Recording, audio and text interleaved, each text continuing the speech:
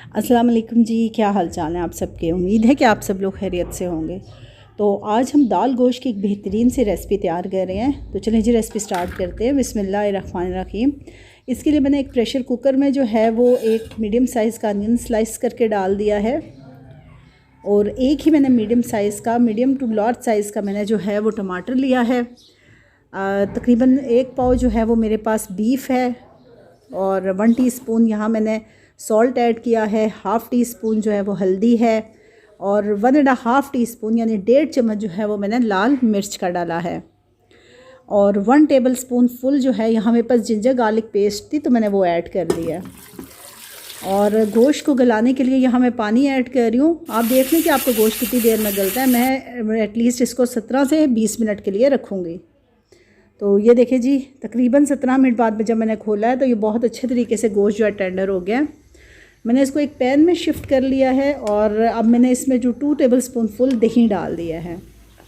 अच्छा, गोश्त को आपने 90% तक गिलाना है, फुल जो है आपने इसको टेंडर नहीं करना। और अब इसमें मैंने घी ऐड कर दिया है। आप देख लें, आप जितना भी घी या ऑयल इस्तेमाल करना चाहते हैं वो कर लें। और तकरीबन जो है इसको 15 से 20 मिनट आपने इसको फ्राई करना है। यहाँ 1 टीस्पून जो है वो मैंने ज़ीरा भी ऐड कर दिया, साबुत ज़ीरा है, इसे मैंने क्रश नहीं किया। ये है जी उड़द दाल, जिसे सफ़ेद माश की दाल भी कहा जाता है। ये मैंने तकरीबन जो है वो 2 घंटे भिगो के रखी थी, और उसके बाद मैंने इसको बॉयल कर लिया था। और बॉयल करते हुए मैंने इसमें कुछ भी ऐड नहीं किया, नमक भी ऐड नहीं किया। तो अब जो हमने उबली हुई दाल है, तकरीबन ये 10 से 15 मिनट तक, अगर आप 2 घंटे भिगो के रखेंगे तो 15 मिनट तक ये आराम से पानी में बॉयल हो जाती है। तो ये दाल भी आप इसमें ऐड कर दें, और अगर दाल में कुछ पानी है तो वो भी आप इसके साथ ऐड कर सकते हैं। और यहाँ मैंने हाफ़ टी स्पून जो है वो काली मिर्च का डाला है, और यहाँ मैंने कसूरी मेथी भी ऐड की थी, वो क्लिप शायद रिकॉर्ड नहीं हुआ। 1 टीस्पून कसूरी मेथी और हाफ़ कप जो है पानी का ऐड कर दिया है। अब तकरीबन 10 से 15 मिनट के लिए जो है आप इस दाल को गोश्त के साथ ढक के रख दें। और ये देखिए जी, 15 मिनट हो गए थे, मैंने अब दाल को ओपन कर लिया है, और एंड पे हम इसे धनिए और सब्ज़ मिर्चों से गार्निश करेंगे।